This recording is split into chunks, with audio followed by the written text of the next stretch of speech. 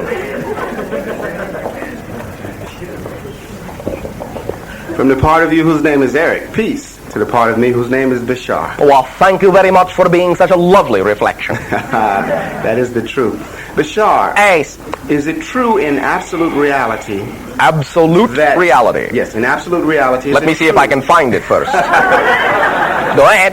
That in order for me to make my ascension, that I must first accelerate my physical body to such extent that if I so chose, I could sustain it in the physical eternally instead of ascend.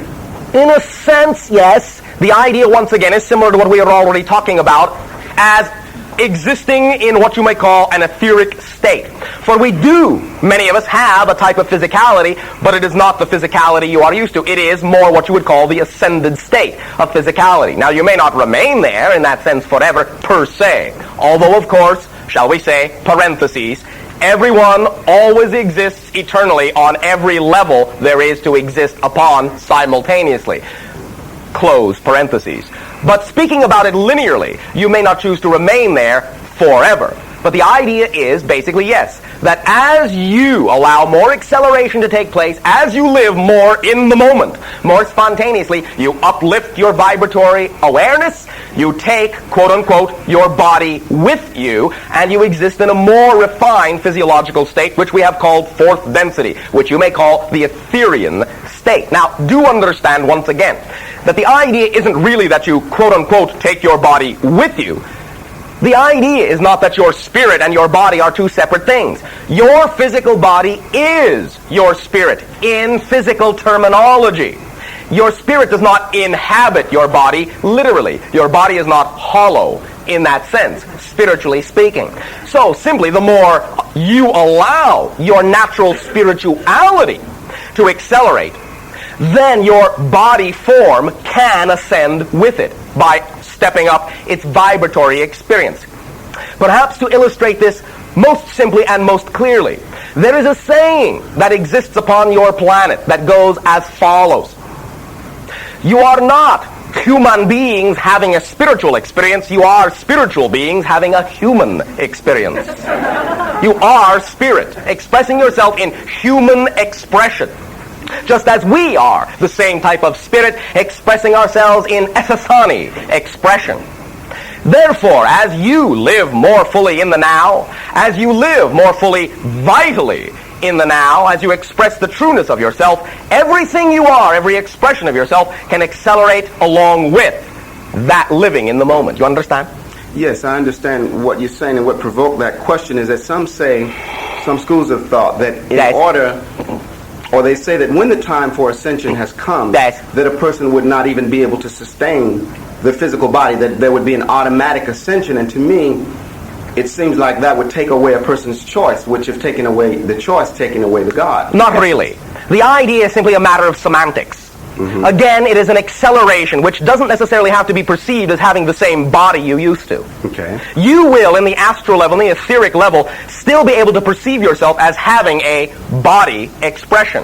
But in no way, shape, or form is it actually the same type of expression you call a body now. Mm-hmm. So in one sense, you can still keep it with you, mm-hmm. and in another sense, you really don't have it any longer at all. It takes away nothing. It is your choice. You simply go to whatever level is most appropriate to the vibration you are, and that simply makes sense to you at the time, because wherever you go, you feel that you fit. So you do not feel like you have lost your choice, because you will simply go to whatever level is appropriate for the vibration you are, and it will feel correct when you are there. In whatever manner you choose to express yourself, that will also feel correct.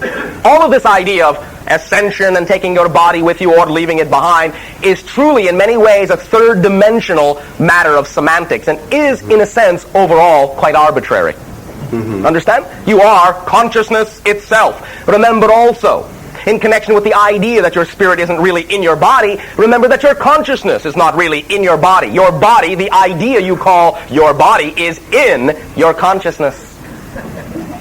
So no matter where you go, you're simply going to be the consciousness that you are, expressing yourself in whatever way feels correct to you. You will still have attachment, in a sense, to everything you have ever been. Because that's the idea of ascension. You don't leave anything behind. You gather everything up and, in a sense, take it all with you. It is an inclusive idea, not an exclusive idea. You become more than, not less than. Understand? Yes, I have you. Does that help? Yes, it does. Would you, as I take leave, would you say anything at all about how to perform the marriage between heaven and earth, since that seems to be connected with the whole idea of ascension in the now, as opposed to waiting? Well, live on earth as if it is heaven. Create that expression. Be the gateway through which that energy comes, so that all individuals who see you will say, there goes an angel. We must be in heaven. Understand? Yes, I do. Thank you. Thank you. Sharing. Before we continue, remember, the whole issue simply comes down to, don't create a definitional difference between things you don't want to be separate. See them as one thing. Sharing. Hi, Bashar. And to you, good day. Thank you for spending your time answering these somewhat insane questions. Oh, but you see, that is our natural state of mind anyway. So this is all quite typical, all quite, shall we say, normal for us. Good. I feel at home now. Oh, thank you. You are. Okay, thanks. I'm sort of caught in this triangle of... Sort of caught, all right. Triangle of troubles that all shoot off of one another. My, a triangle of troubles. How poetic. Thank you. Would you care to define? Okay, I have been having trouble trusting my instincts on stage, which I don't understand why I can't trust my instincts when I have fun doing it. What do you trust?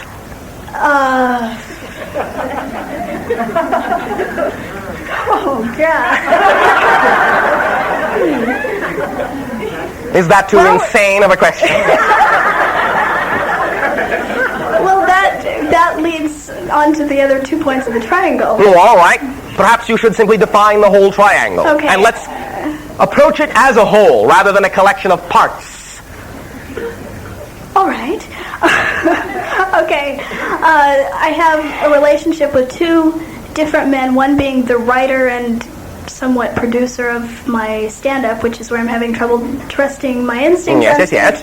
And the other is a friend of mine who I love very much and is very supportive. All right. And I can't understand why I don't trust my relationship with him all right. the time. And the third point? That was the third point. Oh, 2 and 3. The director-writer person is the second point. And the, all right. the other person who is dear to me and supportive is the third. All right. Would you like names? No. Does that make it easy? Unnecessary. Okay. Now, you obviously, because you do create your own reality, have attracted all of these circumstances and situations. I know. What are you learning about yourself by having done so? What are you now affording yourself an opportunity to see and learn about yourself? That how do I put this? I know that whatever I believe is true is true. Yes. And I follow that. And I've been changing that way over the past 6 months or so. All right. I'm very strong in my convictions. That's why it's difficult in not trusting my instincts on stage to relate to the audience. There's like a very thin... May I ask you a question? Yes, Thank please. you. It might be another insane one. Is that all right? That's perfect. All right. Are you confusing the issue of trusting your instincts with the notion of making a conscious decision? Are you saying that making conscious and deliberate decisions is not trusting instinct? Because it is, you know. In other words, if you simply decide consciously what is true for you, and as you say, go for it, it is in many ways the same thing as simply trusting your instincts. You are simply making a decision, sticking to it, believing that that is the decision you prefer to make, and in very many ways that is the same thing as trusting your instincts. Well, because you are having deliberateness in your life. Is there some confusion between the idea of making a conscious decision, what may sometimes appear to be analytical, and the idea of allowing your instincts to be in the forefront? Yeah, that being instincts take no time in making a decision. In other words, you allow things to be obvious, yes? And you simply act accordingly on what is obvious, right, yes? Yeah. All right. But you see, making a decision can be the same way. You know in your life the idea of who and what you are and what excites you the most and what you prefer. Decide that that is your life.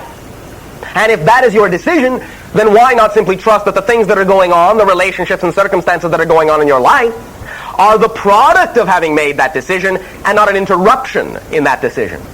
And therefore extract from the relationships and the situations whatever is there to be extracted, rather than assuming that somehow these relationships do not serve the decision you made to be who you want to be.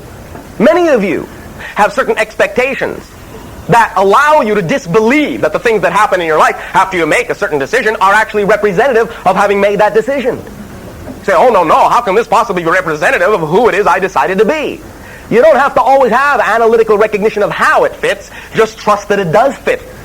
And allow yourself to be in the relationship for what it is, rather perhaps than what you think it ought to be. Is this helping at all so far? I know that. I mean, what you're saying, I know. All right. I mean, in your terminology, where is the difficulty? Yes. Because the two men are like diametrically opposed in their opinion. Well, they obviously are blending through you. Well, yeah. So obviously you must contain something that is a reflection to each and every one of them, to both of them. Therefore, perhaps in you, they can learn to integrate their own opposites, their own polarities through you. Perhaps that is the service you are providing. They don't know each other. Oh, yes, they do. They would not be interacting with the same person if on some level they didn't. Understand? Yeah. So, whether they physiologically are consciously aware of each other or not is not the point. The point is that you are functioning as a fulcrum, as a go-between between them. Can you just tell me if this is an ongoing thing, going from different lives and stuff? It is? Yes. Okay. You have danced many times with similar individuals of the same spirit. Similar or the same? Similar personas, same spirits. Oh, okay. In other words, you have played out many of these kinds of triad reflections before with them. And from time to time with many other individuals. Was I schizophrenic then? Only in the sense, constructively, that you can represent different faces to each of them. The faces they need to see to be served by you to allow them to integrate the polarities within themselves. In that sense, yes, schizophrenic, but it is a constructive idea in this case. Okay. Well, thank you. Is this making some sense to you? I think it will eventually. All right. You can begin by trusting, first of all, that you did in fact attract yourself into the relationships and that you are being of service and that they are serving you. Allow yourself to learn more and more about who you are by being in contact with such diametrically opposite individuals, because it allows you to see that you contain both of these sides so that you, in being shown those opposites, can function more as a whole integrated being. And by functioning as an integrated being can reflect back to each of them the polarities they need to integrate, to allow them to understand who they are, to serve them in that way. That is a large portion of the reason you are having these relationships, to be of service in that way. Understand? Yes. Now, when you allow what you are receiving from them to be reflected to you in a way that allows you to integrate them into one being and blend those polarities, you will then begin to act like more of that whole being, and in acting like more of that whole being, there will be much more obviousness to your instincts and your decisions with everything else in your life. Do not pull yourself apart when you see different pieces of yourself reflected in both those individuals. Do not think of yourself as schizophrenic. That word, using that word, is a very strong clue to the fact that you think of yourself as composed of separate ideas. Start to realize that all the seemingly separate ideas that are reflected to you in your life means that you are one whole thing that can manifest in all of those ways. That you are that multidimensional. Bring it all home. Own it all. Own all the reflections you attract in your life, and you will have your instincts very clear in front of your face. Own it all. Now that doesn't necessarily mean that when you attract someone in your life that's doing a certain thing, acting a certain way, that they are necessarily a one-to-one reflection of what you are doing or what you need to work on directly. But still, nonetheless, if you attract them, they do reflect a portion of you. They do reflect an idea. Own it all. Own that you attracted them. Own that you are learning more of who you are. Integrate it. Be the fuller being. And then your instincts will come naturally. They will be very obvious because you'll be operating on what you may call a higher level of perception, Understand? Yes. Because you will contain, once again, remember, you will contain all the interactions within you. And that will give you a rich source of information to draw from to be whoever it is you wish to be at any given moment. And it will be obvious. You will be inspired.